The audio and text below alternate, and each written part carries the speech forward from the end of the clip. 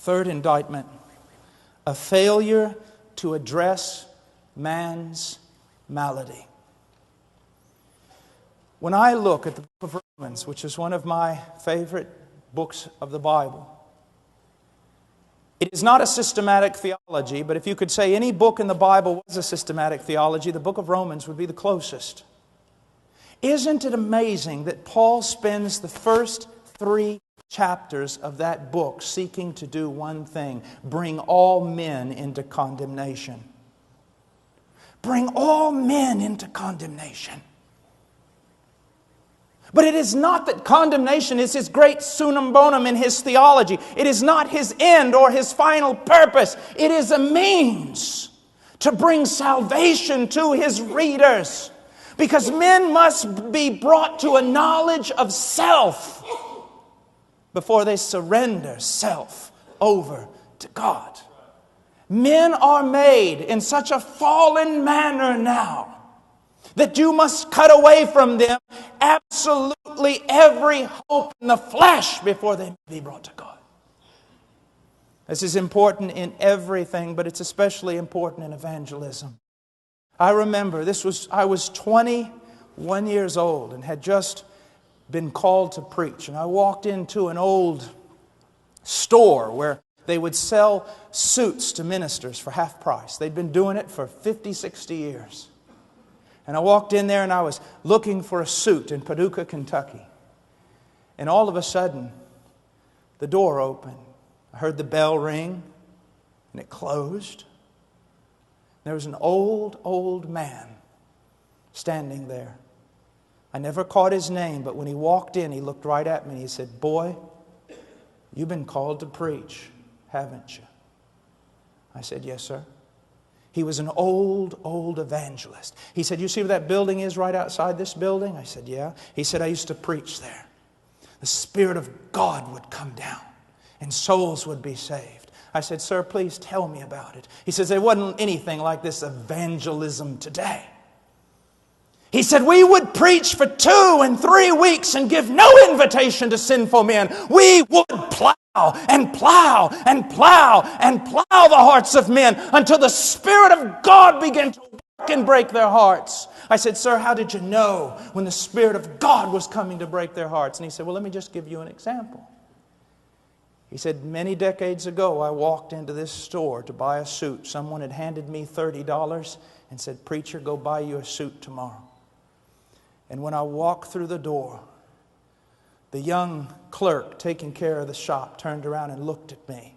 And when he looked at me, he fell down on the floor and cried out, 'Who can save a wicked man like me?' And I knew that the Spirit of God had fallen upon the place.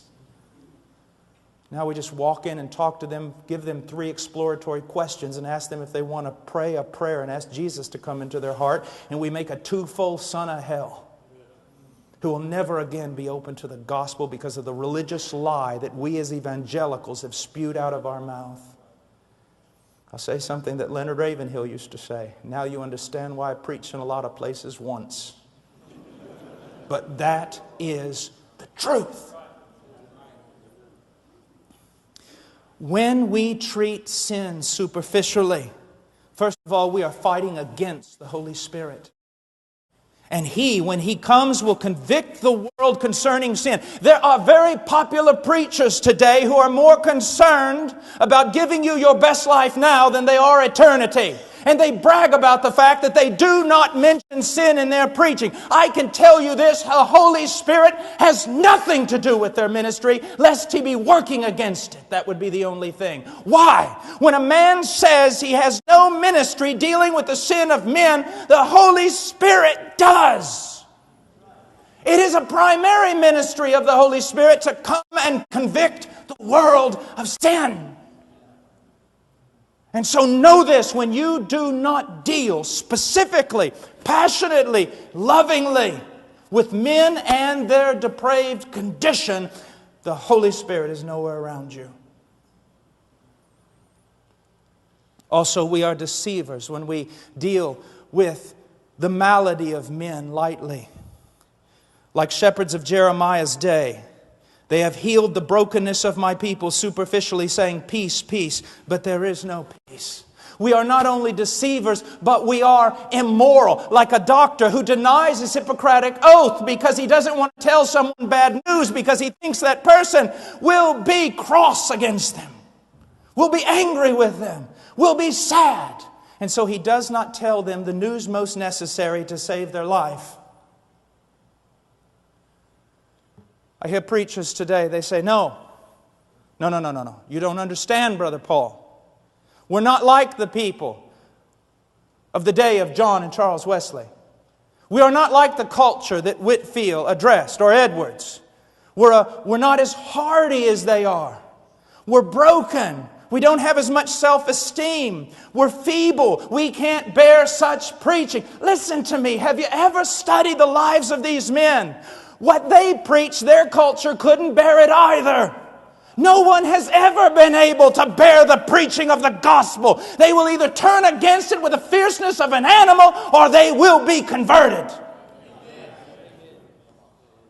And to give you a thing about us being more feeble and not having the self-esteem, our country and this world is overrun with this disgusting malady of self-esteem. Our greatest problem is that we esteem self more than we esteem God.